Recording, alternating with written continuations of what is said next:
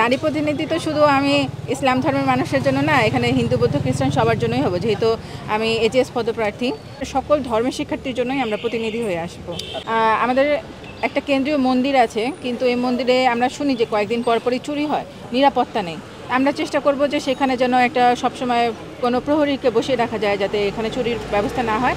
এবং আমাদের বিশ্ববিদ্যালয়ে কিন্তু পূজাগুলো হয় মন্দিরে, তো পূজাগুলো যেন আরও সুন্দরভাবে হয়। শুধু মন্দিরে না, আমাদের বিভাগগুলোতেও কিন্তু বড় করে প্রতিমা বসিয়ে পূজা হয়। তো সেই বিষয়গুলোতেও আমরা আরও বেশি সাহায্য সহযোগিতা করব ইনশাআল্লাহ। নারী প্রতিনিধিত্ব শুধু আমি ইসলাম ধর্মের মানুষের জন্য না, এখানে হিন্দু বৌদ্ধ খ্রিস্টান সবার জন্যই হবো, যেহেতু আমি এজিএস পদপ্রার্থী। মোনালিসা হেভি ফ্লো 15 পিস প্যাকেটের সাথে 8 পিসের একটি প্যাকেট একদম ফ্রি। ইনশাল্লাহ জিতবো। তো যদি আমি জিতি তাহলে আমি তো তাদেরও প্রতিনিধি, এবং তাদেরও যেমন হলের সামনে, মেয়েদের হলের সামনের দিকে যেমন ফুটপাত নেই, ওখানে হচ্ছে বৃষ্টি হলে যাতায়াত করতে সমস্যা হয়, সেই জিনিসগুলো দেখব।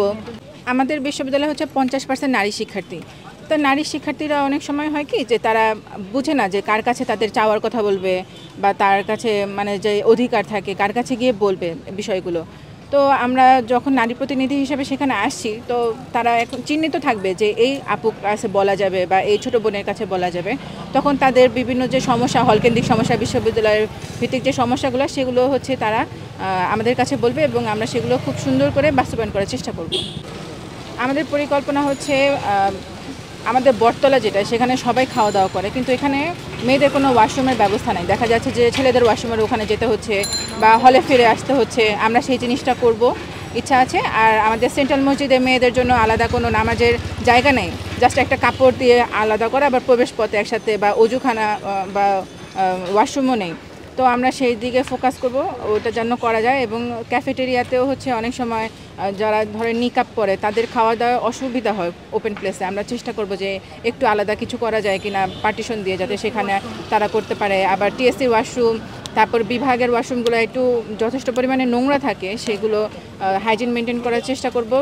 আর হচ্ছে বিভিন্ন বিভাগ, প্রত্যেকটা বিভাগে মেয়েদের আলাদা নামাজের জায়গা নেই, তো আমরা ওটা বাস্তবায়ন করব যেন প্রত্যেকটা বিভাগে না হলেও ফ্যাকাল্টিতে যেন নামাজ রুম থাকে মেয়েদের জন্য। আবার হচ্ছে হলে হচ্ছে সিকিউরিটির বিষয় আছে, তো পরিবহন সমস্যা দেখব। আবার হচ্ছে হলে সিকিউরিটি অনেক ইস্যু আছে, যেমন কদিন আগে ফয়জুন্নেসা হলে একটা চুরির ঘটনা ঘটেছে।